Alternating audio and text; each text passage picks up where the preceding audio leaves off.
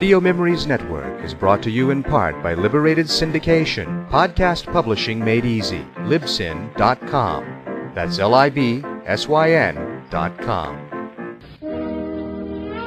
Welcome to the Old Time Radio Network Detective Stories, continuing America's love affair with private eyes. We now go back to the early days of radio and our imaginations with our feature presentation.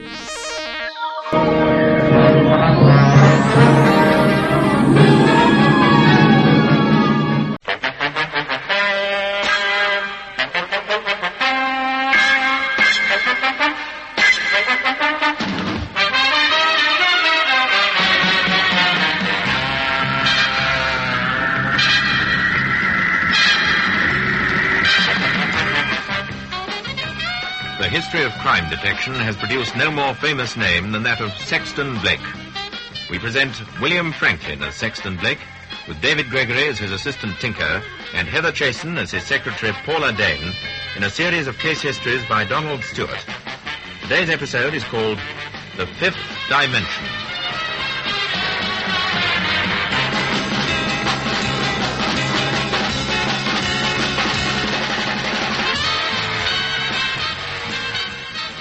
Sit down, Mrs. Monkton.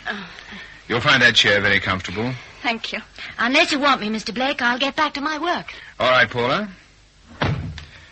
Now, Mrs. Monkton, my secretary has told me very briefly what you told her. I want you to repeat it, including every detail you can think of. Do you want me to begin with what happened the night before last? No, please begin at the beginning. 3 months ago, your husband won a substantial amount on the pools, didn't he? £84,000. Up to the time he won this large sum, everything was quite normal. Oh, yes. We'll start from there, then. Well, we'd decided we'd buy a bungalow. I gave up my job and Harry gave up his. What was his job? He was a mechanic with PCP, the car manufacturer. Go on, Mrs. Monkton. Well, everything was wonderful. I could scarcely believe our luck, and then that little packet came for Harry. He opened it in front of you? Yes. He was wondering what it was and who could have sent it. When I saw what was in it, I laughed, but Harry went as white as a sheet. What exactly was in the packet? Well, just a tie pin. A cheap thing like you might get out of a Christmas cracker, you know. And the head of it was shaped like a gollywog. You know what I mean? Yes. Anything else? Well, there was a slip of paper with the words, "A present from the Scarf Pin Club" on it. They was printed in ink. That was all? Yes. It was enough to change Harry from what he'd been. He wasn't the same man after that thing came. It was moody and worried, didn't take an interest in anything. It was as if all the life had been scared out of him. He was frightened? Oh, yes, I'm sure of it. Got to sleeping badly. He'd lie awake, staring up into the darkness. Several times he'd get up and wander about the house in his dressing gown. He said he was making sure that all the doors and windows was locked and fastened. Didn't you ask him what was worrying him? Well, I tried hard to get him to tell me, but he wouldn't. So did Mr. Morris. Mr. Morris? Yes, he's Harry's pal. He found us the bungalow and he lives close by. He couldn't get any more out of Harry than what I could. He only flew into a rage and swore there was nothing the matter. He just felt a bit out of sorts. Nothing actually happened between the receipt of this tie-pin and what occurred the night before last? Oh, nothing that I know about. I wasn't there all the time, you see. I mean, I used to go out for an hour or so just to get a bit of a change sometimes. Didn't your husband go out at all? Well, sometimes he'd come with me, but not very often. He worked quite a bit in the garden. He's fond of gardening. Well, the night before last, the night it happened. Well, I'd persuaded him to come to the pictures. Yes. We'd had a late tea. Mr. Morris popped in for a minute. He didn't stay in. We left the house about 7:10.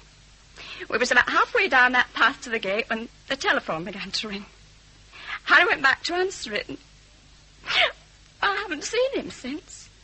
He just walked into that bungalow, Mr. Blake, and vanished. Let me get this quite clear, Mrs. Monkton. Your husband went back to answer the telephone. He let himself in with his latchkey? Yes, but he never answered that phone. It was still ringing when I went to look for him. You answered it, did you? Yes. Oh, yes, it was a wrong number. What did you do then? Well, I called Harry, but there was no reply. I searched the bungalow, but he wasn't there. There was nobody there. It was empty. Could he have left by the back way? The back door was locked and bolted on the inside, and so was the windows. And as well as that, Mr. Morris was in his garden. He can see the back of our bungalow plainly. He says that nobody left that way. Mm-hmm. Did your husband put the light on when he went back to answer the phone? Oh, yes. Oh, he wasn't there, Mr. Blake, honest. I don't know what happened to him, but he wasn't there. Yes, I see. What made you go back to the bungalow instead of waiting for him? I wondered why I hadn't answered that phone. It kept on ringing. I couldn't understand why he hadn't answered it, so... Well, I went to see what he was doing. Leaving the front door open? Oh, well, no, I shut it before I answered the phone. Oh, Harry couldn't have gone that way without me seeing him. What should I do, Mr. Blake? Ought I to go to the police? You may have to eventually, but I don't think I should yet. I'd like to have a look at this bungalow of yours. You going back this afternoon? Well, yes, I was... Good, I'll come with you. Tinker, my assistant, can drive us there. Oh, I'm sure it's very good of you, Mr. Blake, to take so much trouble. Nonsense. I'm interested. It's just along there. On the right. Okay, Mrs. Monkton. There's somebody at the gate. Oh, it isn't. Oh, it's Mr. Morris. Hello, Mrs. Monkton. I was just calling to see if you'd any news of Harry. No, nothing at all, Mr. Morris. I wish I had. Oh, I can't understand it at all. What could have happened to him? Well, that's what we've come to try and find out, Mr. Morris. Oh, this is Mr. Sexton Blake. He's been very Should we go up to the house, Mrs. Monkton? Oh, yes, of course. Will you come too, Mr. Morris? Oh, yes, certainly. Oh, just a minute while I find my key. There's a key in the lock, Governor. Oh, it must be Harry's. He's come back. Open the door, Tinker. Harry? Are you there, Harry? Mrs. Monkton! Harry? If he was here, he'd have answered her. You stay here, Morris. Come on, Tinker.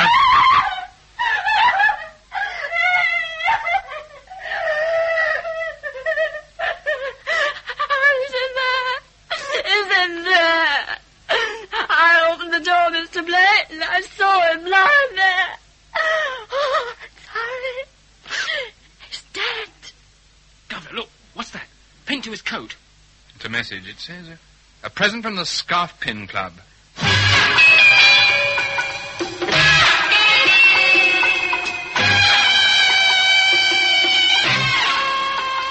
Good evening, Inspector Vincent.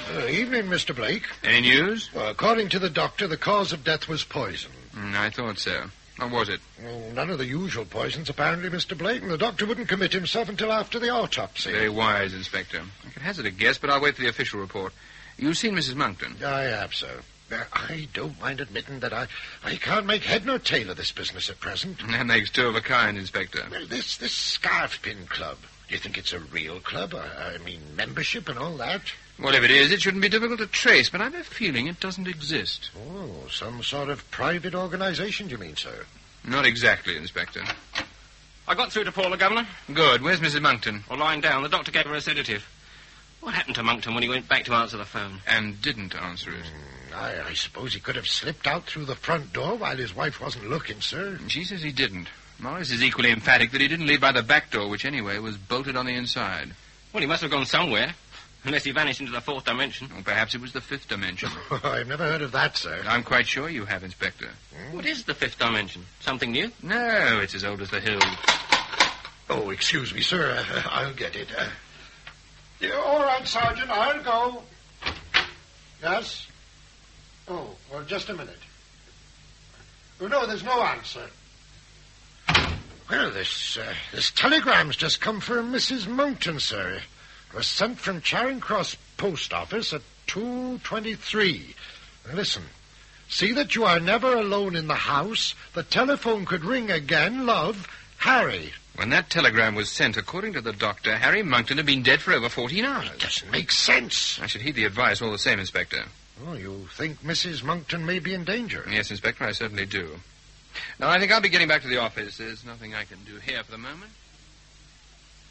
As far as I can ascertain, Mr. Blake, there's no such place as the Scarf Pin Club. It's not on the registered list. I've tried most of our contacts, and they'd never heard of it. Detective Inspector Coots is having inquiries made as well.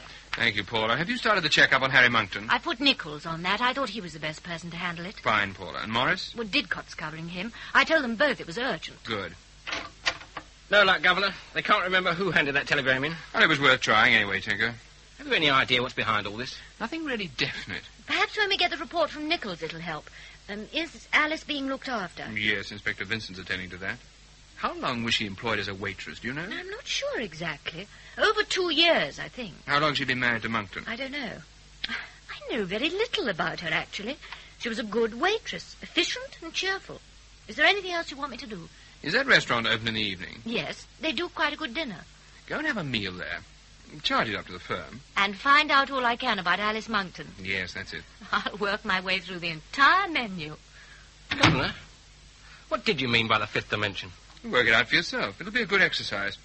I want to go through this report on the Horsham business for Crail. Shall I see who that is? Well, Paula won't have gone yet. Unless it's important, I don't want to be disturbed. I'll tell her. Oh, hello, Inspector. Hello. It's Chief Inspector Coots. Had to come round this way. Thought I'd drop in. Got news for you. Oh, sit down and have a drink. Can't stop long. Won't say no to a quick one, though. Give Coots a scotch, Tinker. A large one. Paula told me about this Monkton business. Queer setup. Very. Had to go to CRO. Thought I'd check up on Monkton. Thanks, Tinker. That's better. Only an idea. Paid off, did it? Dunno. Brought these photographs. That your Monkton? Younger, but the same chap. They were taken 7 years ago. Convicted for manslaughter. Got 3 years. Any help? It could be. Tell me all about it. Read it for yourself. Here's the file. Let me have it back when you've done with it. Must be off now. Thanks for the drink. See myself out. He doesn't waste much time, does he? Monkton ran down a woman on his motorcycle. He was speeding in a built-up area. The woman subsequently died. Jury brought in a verdict of manslaughter. Monkton was sentenced to 3 years. Bit stiff, wasn't it? Apparently there was some doubt as to whether it wasn't intentional. You mean murder, Governor?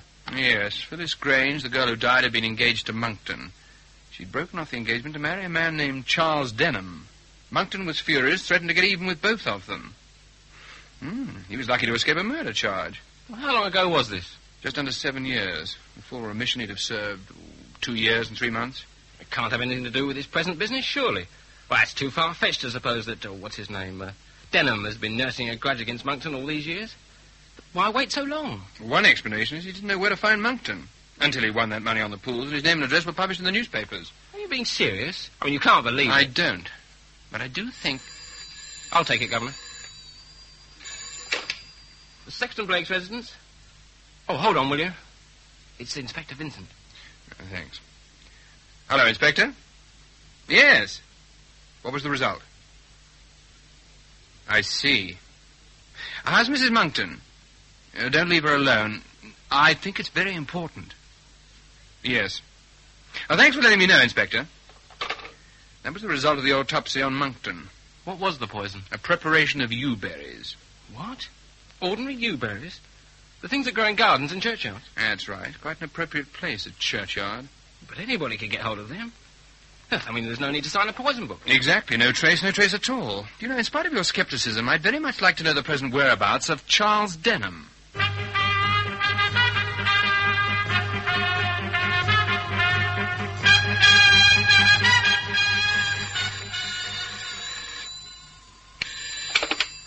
Mr. Sexton Blake's residence? Good morning. No, I'm afraid Mr. Blake is out. Who is it, Paula? Inspector Vincent. Oh, I'll speak to him. Hello, Inspector. Oh, this is Edward Carter, Mr. Blake's assistant. Oh, yes. You have. Oh, what kind of van? I see. Around about 11:30. Did this woman actually see the man carry it in? Yeah, I'll tell the governor. He'll probably get in touch with you. Yes. Yes, do that, Inspector. Thanks for ringing up. Inspector Vincent's found a woman who saw a van outside the Monktons' bungalow yesterday morning near 11:30. The driver carried in a large basket. She thought it was the laundry. Now, that's how they must have got the body in there. Did she notice what name was on the van? Well, there wasn't one on it. Was the woman a neighbour? Well, there aren't any. Well, not close, except Mr. Morris.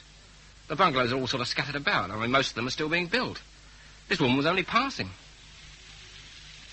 What's that you're taking? Something to counteract the effects of last night. You didn't really go to the whole menu, did you? Not quite, but very nearly. I'm conscientious, I am. Well, you'd better drink that stuff while it's still fizzing. It tickles my nose. Hello, caught a cold, Paula? Well, she's got a hangover. I have not got a hangover. I'm suffering from overeating. in the interests of the firm. Oh, yes. How did you get on? Not terribly well, I'm afraid. Alice used to chatter quite a lot to the other girls when she was working there, but she didn't say much about herself. No intimate details. She was already married to Harry Monckton when she got the job at the restaurant. How long ago was that? 2 years and 4 months. They don't think she'd been married very long then. Do you have a family alive? Father, mother? I think that would be difficult to find out. You see, she was abandoned when she was 6 weeks old and brought up in an institution. How did you find that out if she never talked about herself? The manager told me. He needed her birth certificate. And she told him? Yes. She begged him not to let the other girls know. She was very sensitive about it. I got the address she was living at before they bought the bungalow. And here it is. The landlady's name is Boiler. Mrs. Boiler. Not a very salubrious part of Camden Town. You might go and see Mrs. Boiler, Tinker. We might pick up some information about the Monktons. I'll go right away, Governor. Oh, Inspector Vincent rang up. Paul has got the whole conversation recorded. He's found how Monckton's body was brought into the bungalow. Oh, has he? There's something else I learned last night. A few weeks after Alice left her job at the restaurant, a man was making inquiries about her. What sort of inquiries? He wanted to know if her husband's name was Harry and where they were living. Did they say what he was like? He left his name. Charles Denham. Did he indeed? Well, off you go, Tinker. See what you can make of Mrs. Boiler. They was as nice a couple as you could wish to have in the house, sir. Never no trouble and always punctual with the rent. How long were they with you, Mrs. Boiler? Over 2 years. They come just after they was married. And it weren't till he won all that money on the pools that they left. Bit of luck that was for 'em, and well deserved. He gave me a nice present, he did, before they left. Mrs. Boiler says, I won't never forget all your kindness. He says, it's been a real home here, he said. And we wouldn't be leaving now, he said, only we've always wanted a place of our own, he said. Oh, I'm sure you made them very comfortable. Tell me, did they have many friends come and see them? Oh, there wasn't even much. She used to go to the pictures and a lot of dancing. Very fond of dancing, she was. Dancing? Once a week regular to that place, Alter Strand. Oh, I know what you mean. They might have met quite a few friends there. Maybe. None of them ever come here except Mr. Morris. He worked at the same place as what Mr. Monckton did. He come twice. Here, you're a bit nosy. You ain't a reporter, are you? I had enough of them when Mr. Monckton won the pools. Like flies around a gem pot, they was. No, I'm not a reporter, Mrs. Boiler. You ain't the police, are you? Why do you think the police would be inquiring about Mr. and Mrs. Monckton? Because they're always sticking their perishing noses into people's business. Here, I ain't answering no more questions. Go and ask Mr. Monckton himself. Haven't you seen the morning papers? Oh, I've got no time to read the papers, only the Sunday ones. Then you don't know that Mr. Monckton is dead? Law.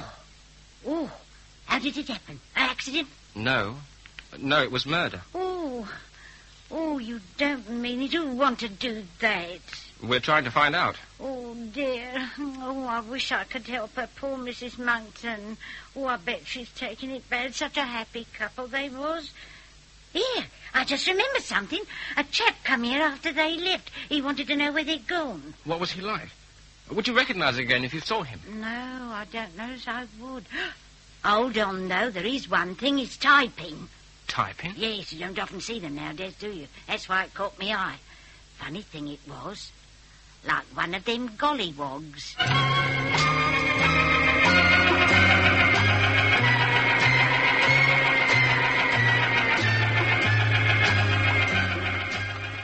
We're adding to the collection by degrees, aren't we, Tinker? Not enough to get us anywhere. Well, I wouldn't say that. There seems to be a sort of pattern emerging. Rather indistinct, perhaps, but... I can't understand this man Charles Denham turning up after all that lapse of time. That's absurd. Is he the same man who was making inquiries at Mrs. Boiler's? And then the man who carried the basket into the bungalow. 3 separate men? Or just one? Now, the man with the van intrigues me. More than the man with the type-in or Charles Denham? Oh, yes, a great deal more. See who that is, Paula. Use your discretion. I don't want to be disturbed. Hello, can't they wait? Mr. Blake! Mr. Blake! Oh, Mr. Blake, I'm so frightened. I came as soon as I got it. Look, it's the same, exactly the same. The gollywog type, Yes, like Harry got. And the same message with it. A present from the Scarpin Club. Oh, what can I do, Mr. Blake? What can I do? You can sit down, Mrs. Monckton, and relax. Paula, get Mrs. Monckton a cup of tea. There now. Dear. Don't worry. Take it easy and tell me exactly what happened. Well, it was in a little packet. Like the one that came for Harry. By post? Yes, midday post. Oh, Mr. Blake. Something is going to happen to me. I know it will, just like it did to Harry. Nothing is going to happen to you, Mrs. Monckton. Now, don't let this upset you. Have you told Inspector Vincent? Oh, no, I haven't told anybody. I came straight to you. You're not alone in the bungalow, are you? No, there's a policeman. He's there all the time. Good. Tinker, go and ring up Inspector Vincent. Tell him what's happened. Okay, Governor. Tell him we're bringing Mrs. Monkton back. Oh, but I don't want to go back there. I won't go back. No, No, I won't go back. I tell you, I won't. I never want to see that bungalow If you want me to help you, you must do what I tell you. Go on, Tinker. I'll see who it is, Mr. Blake. It's all right, Paula. Tinker's out there. Take Mrs. Monkton into the dining room. This way, Alice. Governor, there's a man in the outer office. He wants to see you. What sort of man? Tall, thin, rather sunburned, well-dressed. Who is it? He says his name's Charles Denham.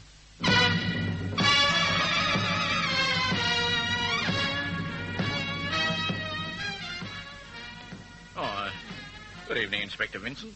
Good evening, Mr. Morris. Thank you for coming round. You just got back from work, I suppose. Yes. So you wouldn't know about Mrs. Monkton? Mrs. Monkton? What about her? Oh, she's received a present from the Scarf Pin Club. She has? Yeah, upset her quite a lot. I should think it did. After what happened to Harry. How well did you know Harry Monkton, Mr. Morris? Oh, pretty well. We both worked at the same place. Did you know he'd been to prison for manslaughter? Manslaughter? He never told me. When was this? About 7 years ago. I haven't known him as long as that. Well, how long have you known him? Oh, when he got a job with the firm. That'd be 8 or 9 months before he got married. Did he ever mention a man named Denham, Charles Denham? No, I don't think so. And what's this manslaughter business? What did he do? Well, that'll be Mr. Blake and Mrs. Monkton. Excuse me. Hello, Inspector. I'm afraid we're later than I expected. I had 1 or 2 jobs to attend to. No worry, as far as I'm concerned, sir. I've got Mr. Morris in the sitting room. What's he doing here? Oh, well, he came to see how you were, Mrs. Monkton. Let's go in then, shall we? Shut the door, Tinker. Good evening, Mr. Morris. Lucky you chanced to call. I wanted to see you. Yes, well, I've only just got back from work, and I'm a bit tired. You'll have to forgive me for keeping you a little longer. What do you make the time, Tinker? 3 minutes past 7, Governor. It was 10 minutes past 7 when you and your husband were halfway down the front path and the telephone rang, wasn't it, Mrs. Monkton? Yes. And gives us nearly 7 minutes. For what? What do you mean? To prepare for the reception of our visitor. Visitor? Yes, Tinker, will you go into the kitchen and guard the back door? Righto, Governor. I'd like you to keep an eye on the front, Inspector. All right, Mr. Blake. Shut this door after you and put the light out in the hall. Oh, I'm frightened. I wish I'd never come back here. No, I don't see how anything can hurt you, Mrs. Monkton.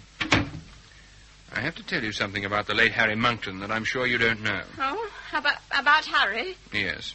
When Harry Monkton married you, he already had a wife. She is still alive. What? Oh, it isn't true. It can't be true. Unfortunately, I have proof. I don't believe it. There must be a mistake. Well, of course there is. Who is this woman? Where is she? She wouldn't have kept quiet all this time. It is ridiculous. Oh, no. Stay in this room. And you stay with her, Morris.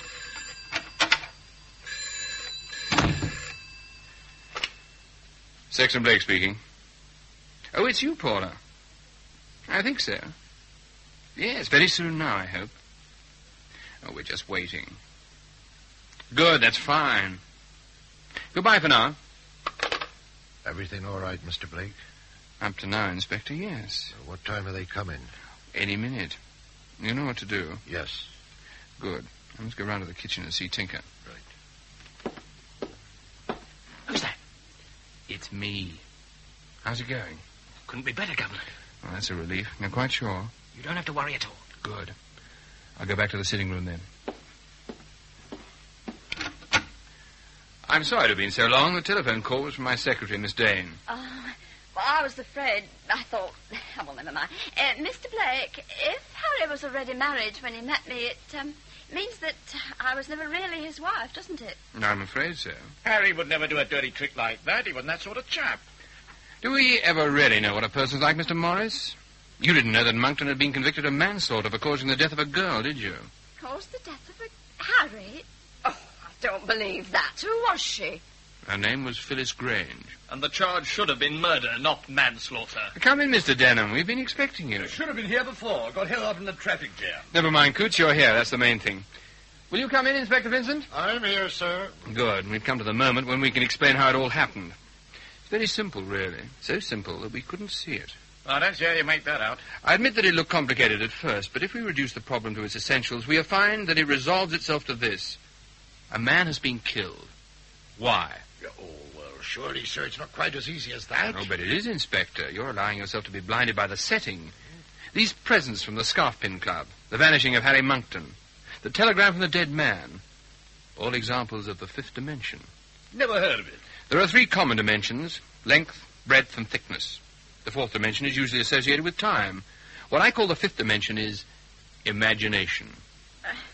Well, I don't understand. I think you do, Mrs. Monkton. I used it when I told you that Harry Monkton had a wife living when he married you.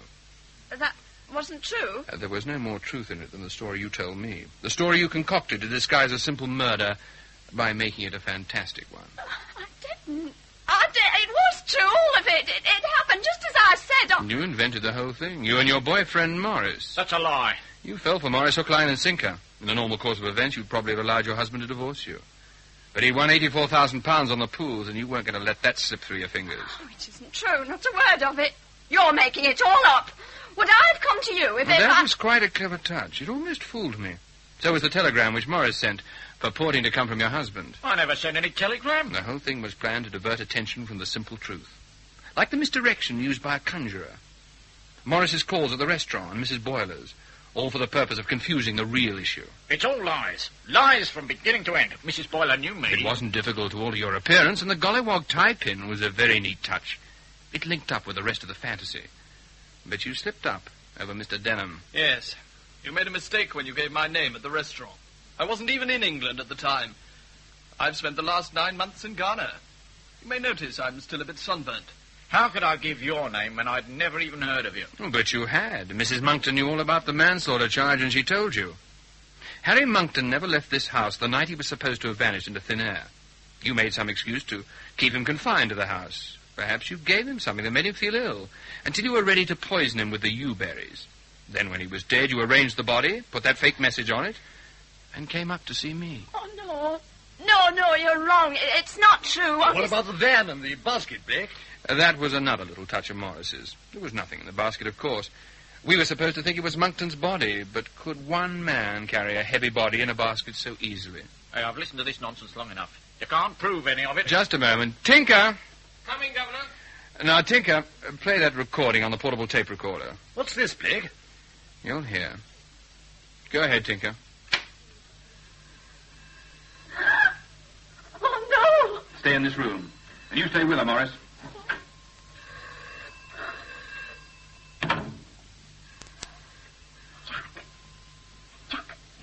I can't have been already married when he married me. Well, if it's true, you know what it means, don't you? I don't get anything.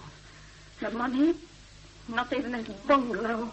It'll all go to his real wife. We've taken all the trouble and risk for nothing. Nothing! Damn it! Darling, so loud.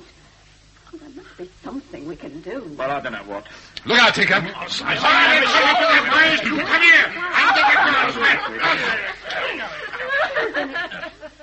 Well, I can leave it to you now, Inspector. Come on, Tinker. How'd you get that recording? Inspector Vincent bugged the room before we came. I asked him to on the phone. All I had to do was drop a little bomb in the middle of their scheme and make sure they were left alone to discuss it. Simple, really. Always got a card up your sleeve, Blake.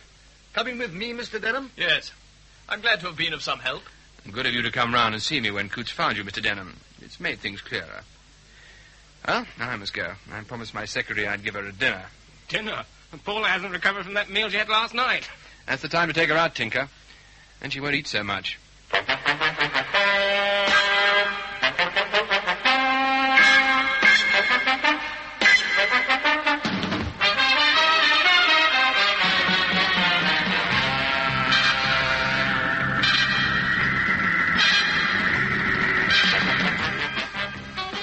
That story in our Sexton Blake series was called The Fifth Dimension and was written by Donald Stewart. William Franklin was Sexton Blake, David Gregory, Tinker, and Heather Chasen, Paula. Alice Monkton was played by Gudrun Ure, Jack Morris by Hayden Jones, Inspector Vincent, Harold Casket, Detective Chief Inspector Coots, Humphrey Morton, Mrs. Boyler, Betty Hardy, and Charles Denham, Ian Thompson. The series was devised for radio by Philip Ridgway and produced by Alistair Scott Johnston.